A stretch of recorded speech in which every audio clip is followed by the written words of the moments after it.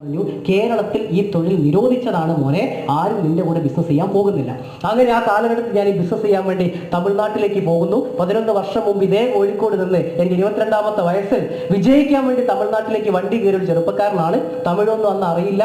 അവിടെ ചെന്ന കാലത്ത് ഞാൻ ആദ്യം ചെയ്തത് ബ്രോഷർ ഡിസ്ട്രിബ്യൂഷനാണ്. ഞാൻ ഇന്നും ഓരോ ദിവസം ഓർക്കാറുണ്ടത് I was a brochure distribution boy. Tamil അറിയാത്തത് കൊണ്ട് ഈ പ്രൊഡക്റ്റുകളെ കുറിച്ചൊക്കെ തമിഴിൽ ബ്രോഷർ തയ്യാറാക്കിയിട്ട് പണക്കാര് രാവിലെ നടക്കാൻ വരുന്ന സ്ഥലങ്ങളിൽ ചെന്നിട്ട് അയ്യ, അക്ക, അമ്മ ഇതൊന്ന് പഠിച്ച് പാറുങ്കയെന്ന് പറഞ്ഞ് ബ്രോഷർ കൊടുക്കുന്നതാണ് എൻ്റെ തുടക്കം.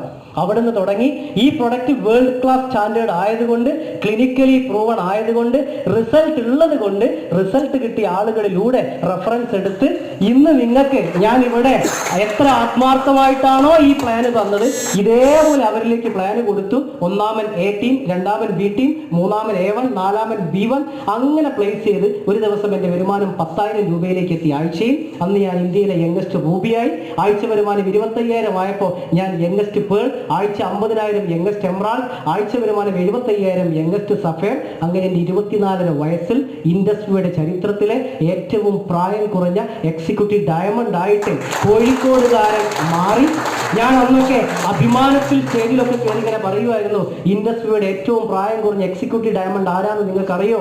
ആസാമിയല്ല, ബീഹാറിയല്ല, പഞ്ചാബിയല്ല, മലയാളിയായ കോഴിക്കോട് ജില്ലക്കാരൻ വാർക്കപ്പണിക്കാരന്റെ മകൻ, അതിൽ ഞാനാണെന്ന് ഓരോ സ്റ്റേജിലും വന്ന് ഞാനിങ്ങനെ വിളിച്ചു പറയുമായിരുന്നു.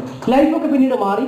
ആദ്യത്തെ കാർ ഇൻഡിക്ക വിസ്റ്റ, രണ്ടാമത്തെ കാർ ഹ്യുണ്ടായി ക്രെറ്റ, മൂന്നാമത്തെ കാർ ഇതേ കോഴിക്കോട് ബ്രിഡ്ജ് വേ മോട്ടോഴ്സിൽ പോയിട്ട് 6 വർഷം മുമ്പ് ഞാൻ വാങ്ങിച്ചു. അതെനിക്കൊരു റെക്കോർഡ് ഉണ്ടാക്കി തന്നു. അതാണ് ഷാരിഫ് ഭായ് എന്നെ വിളിക്കുമ്പോൾ ആദ്യം പറഞ്ഞത്, സൗത്ത് ഇന്ത്യയിലെ യംഗസ്റ്റ് മെഴ്സിഡീസ് ബെൻസ് ക്ലബ്ബ് മെമ്പറാണ് നിങ്ങളോട് സംസാരിക്കുന്ന ഈ ഞാൻ. ഇന്നലെയോ മെനയാനോ വാങ്ങിയതല്ല, 6 വർഷം മുമ്പ് ഈ തൊഴിൽ ചെയ്ത് കാശ് ഉണ്ടാക്കിയിട്ട് ഞാൻ വാങ്ങിയതാണ്. ഇപ്പൊ എൻ്റെ കുടുംബം ഒന്ന് വലുതായി. ഞാൻ കല്യാണം കഴിച്ചു, എനിക്കൊരു കൊച്ചായി. അനിയത്തി കല്യാണം കഴിച്ചു, അവൾക്കും ഒരു കൊച്ചായി. അപ്പൊ ഇപ്പൊ പുതിയൊരു കാറിനും കൂടി ആവശ്യം വന്നു. അതുകൊണ്ട് ഇപ്പൊ 2 ആഴ്ചയ്ക്ക് ശേഷം അടുത്തൊരു 7 സീറ്റർ വണ്ടി കൂടി ഞാൻ ഇറക്കാൻ പോകുന്നുണ്ട്. നിങ്ങളെയൊക്കെ ഒരു നല്ല ബ്ലെസ്സിങ്സ് എനിക്ക് വേണമെന്നൊരു റിക്വസ്റ്റ് ഞാൻ ഈ സന്ദർഭത്തിൽ ചെയ്യാണ്. മാത്രമല്ല, കൊച്ചിയിൽ 85 ലക്ഷം രൂപയ്ക്ക് എനിക്ക് അപ്പാർട്ട്മെന്റ് വാങ്ങാൻ സാധിച്ചു. എൻ്റെ അനിയത്തിയുടെ കല്യാണം അതെൻ്റെ വലിയൊരു സ്വപ്നമാണ്. ഞാൻ